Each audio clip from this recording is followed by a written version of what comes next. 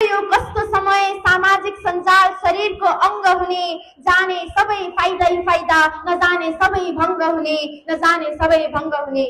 धन्यवाद कार्यक्रम सञ्चालकज्यू, श्रीमान यस सभाका सभापति महोदय, आफ्नो व्यस्त समयलाई थाती राख्दै निमन्त्रणालाई स्वीकार गरी पाल्नुभएका प्रमुख अतिथिज्यू, विशेष अतिथिज्यू, हातमा कापी र कलम लिएर बस्नुभएका निर्णायक मण्डल, श्रद्धेय शिक्षक शिक्षिकाज्यूहरू तथा विजयको माला पहिरिने उच्च अभिलाषाका साथ प्रतिस्पर्धाको मैदानमा उत्रिनुभएका मेरा प्रतियोगी मित्रहरूलाई म कक्षा 12 मा अध्ययनरत छात्रा ज्योतिका राईको तर्फबाट स्वीकार होस् न्यानो अभिवादन। हामी जस्ता बालबालिकाको क्षमतालाई अभिव्यक्ति गर्ने उद्देश्यले आयोजित यस वाद विवाद प्रतियोगितामा मलाई पनि आफ्ना केही तर्कहरू प्रस्तुत गर्ने समय दिनुभएकोमा म आयोजकलाई धन्यवाद दिन चाहन्छु। र आजको यस वाद विवाद प्रतियोगिताको शीर्षक रहेको छ सामाजिक सञ्जाल वरदान कि अभिशाप, र म यो विषयको विपक्षमा आफ्ना केही तर्कहरू प्रस्तुत गर्न गइरहेको छु।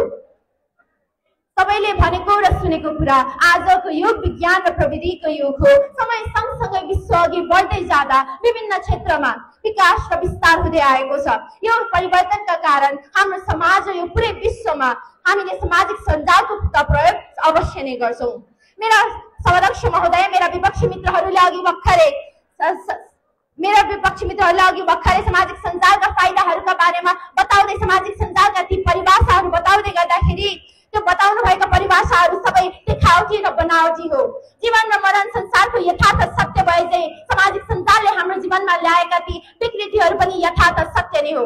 सामाजिक सञ्जाल नामै माछा जाल, यसले हाम्रो जीवनमा प्रत्यक्ष र अप्रत्यक्ष रूपमा जालो बुन्दै आएको छ। सभाध्यक्ष महोदय, मेरा विपक्षी मित्रहरूले अघि सामाजिक सञ्जालका बारेमा बयान गर्दै गर्दाखेरि आय आर्जनका केही अवसरहरूका बारेमा आफ्ना तर्कहरू प्रस्तुत गर्नुभयो। तर म उहाँहरूलाई के भन्न चाहन्छु भने त्यही सामाजिक सञ्जालको प्रयोगले गरेर आज धेरै मानिसहरू साइबर अपराधका शिकार बन्न पुगेका छन्। र साथै यति मात्र नभएर आज एक मानिसले अर्को मानिसमा रिस राखेमा उसले सामाजिक सञ्जालकै प्रयोगले गरेर चरित्र हत्या गर्न पुगेका छन्। सभाध्यक्ष महोदय, यति मात्र होइन, सामाजिक सञ्जालको दुरुपयोगका कारण आज एक मानिसले अर्को मानिसमाथि नकारात्मक टिप्पणी राखेका कारण त्यो मानिसले त्यो कारण भएको त्यो मानसिक तनाव र व्यथालाई सहन नसकेर आफ्नो ज्यान गुमाउनु परेको अवस्था त हामीलाई थाहा छँदैछ।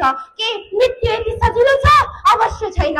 लागु पदार्थ चाहिँ लत भएको यो सामाजिक सञ्जालको प्रयोगले गरेर आज विश्वका कुना कुनामा भएका मानिसहरूसँग सम्बन्ध त गाँच्न सकिएको छ, तर आफ्नै घरभित्र भएको परिवारका सदस्यसँग सम्बन्ध खकुलो हुँदै गएको छ। कोहीसँग कोही बोल्ने फुर्सद नै छैन। आफ्नो साथी अथवा आफन्तको घरमा जाँदाखेरि सबैभन्दा पहिला सन्चो बिसन्चो त कहाँ सामाजिक सञ्जाल चलाउनको लागि वाइफाईको पासवर्ड मागिन्छ। यो विश्वव्यापी समस्या हो।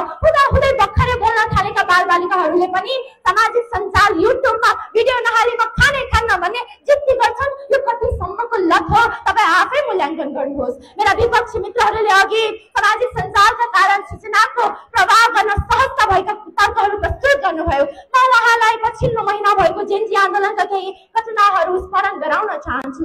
सभाध्यक्ष महोदय, त्यही जेन्जी आन्दोलनको समयमा विभिन्न समाचार प्रकाशित गर्ने संस्थाहरूले ज्यान नै नगुमाएका विद्यार्थीहरूको मृत्युको समाचारलाई प्रकाशित गरेका थिए।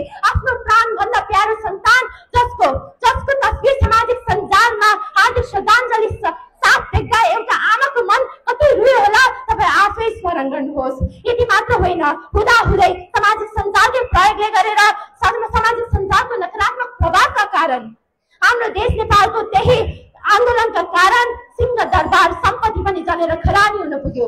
सामाजिक सञ्जाल जुन मनोरञ्जनका लागि बनाइएको थियो त्यसैको प्रयोगले गरेर सभाध्यक्ष महोदय हाम्रो देश नेपालमा विकृति फैलिँदै गएको कुरा त हामीलाई थाहा छँदैछ।